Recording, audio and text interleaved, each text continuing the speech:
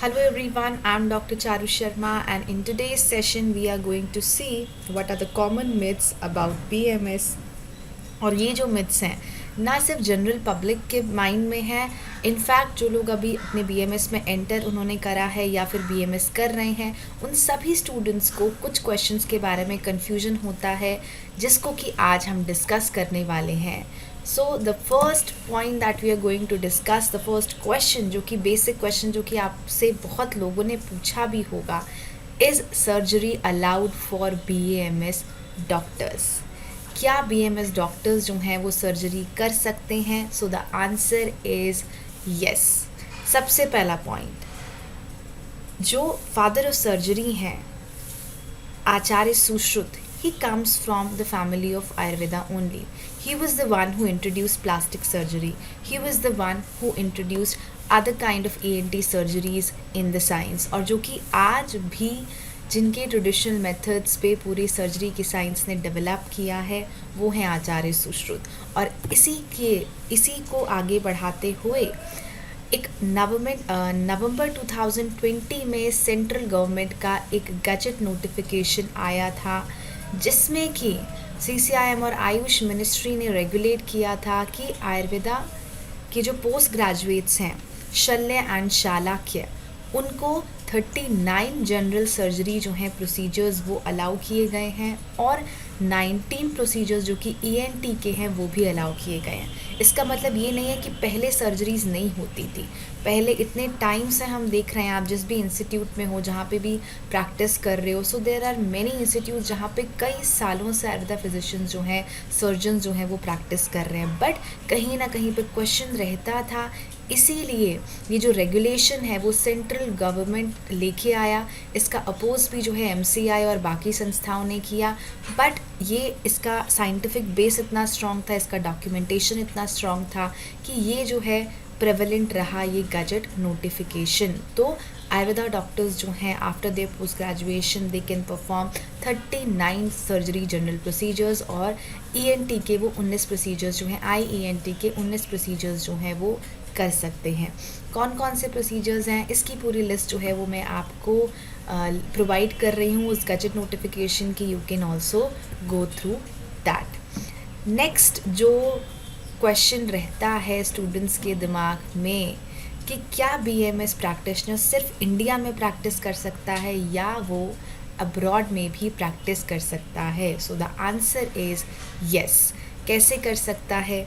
अभी recently ministry of Ayush ने 25 countries के साथ MOU साइन किया, including Nepal, Bangladesh, Hungary, Tobago, Malaysia, Geneva, Mauritius, Myanmar, Germany, Iran, Cuba, Japan and many other countries जहाँ पे कि MOU साइन हुआ है to undertake collaborative research. Along with that Ayush ने जो है अभी नोटिफिकेशन निकाला था कि आयुर्वेदा जो है वो इंडिया के अलावा 18 से ज़्यादा कंट्रीज़ में प्रैक्टिस किया जाता है और उसको गवर्नमेंट जो है वो रेगुलेट करती है. साथ साथ WHO ने एक जो है गाइडलाइंस निकाली थी जिसमें कि उन्होंने बताया था कि कौन से कंट्रीज़ जो हैं वो आयुर्वेदा के ट्रेनिंग प्रोग्राम के बारे में, प्रैक्टिस के बारे में उनके क्या लाइसेंस और क्या स्टैंडर्ड्स हैं.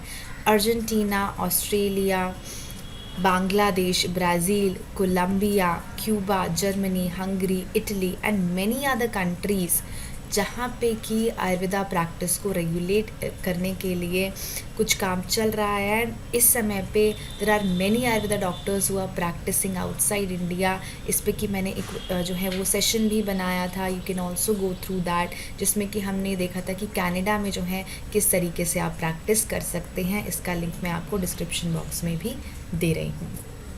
Third very important point, BMS के बाद कोई स्कोप है कि नहीं है. देर आर मेनी स्टूडेंट्स जो कि कई बार सिर्फ ये बेसिक क्वेश्चन पूछते हैं, मैम BMS कर रहे हैं, इसके बाद क्या, what is scope after BMS?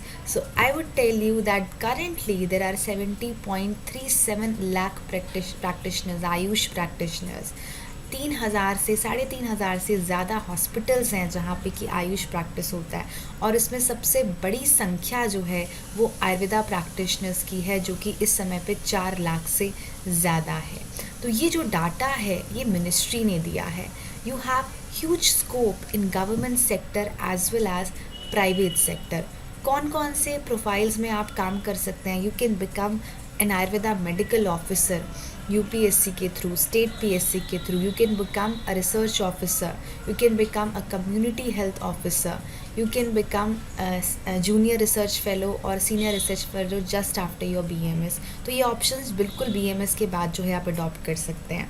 आप अपना practice start कर सकते हैं. You can become a physician, consultant, Ayurveda surgeon, Ayurveda gynecologist, infertility expert of Ayurveda, R&D specialist आप बन सकते हैं.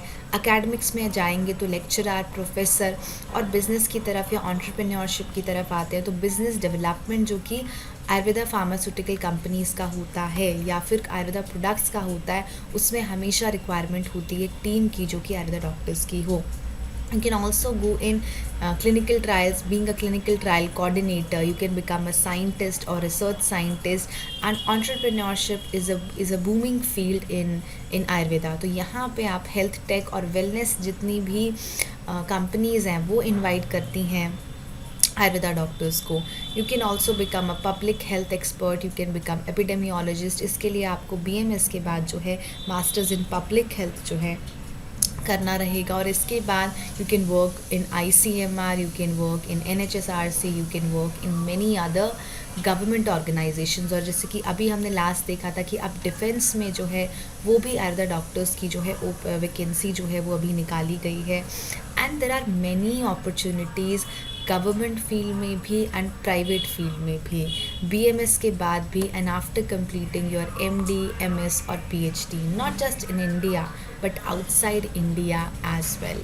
तो ये 3 बेसिक मिथ्स जो कि स्टूडेंट्स के बाद दिमाग में थे कि BMS डॉक्टर्स सर्जरी नहीं करते हैं, BMS डॉक्टर्स जो हैं वो बाहर अब्रॉड में प्रैक्टिस नहीं कर सकते हैं, BMS डॉक्टर्स जो हैं उनका स्कोप एक लिमिटेड होता है. So considering these 3 common doubts मैंने आज आपसे ये सेशन जो है वो लिया. और इसके अलावा अगर आपके कोई और क्वेरीज़ हैं you can always right in chat box, जिनको कि मैं नेक्स्ट सेशंस में जो है ले पाऊँगी. So all the very best.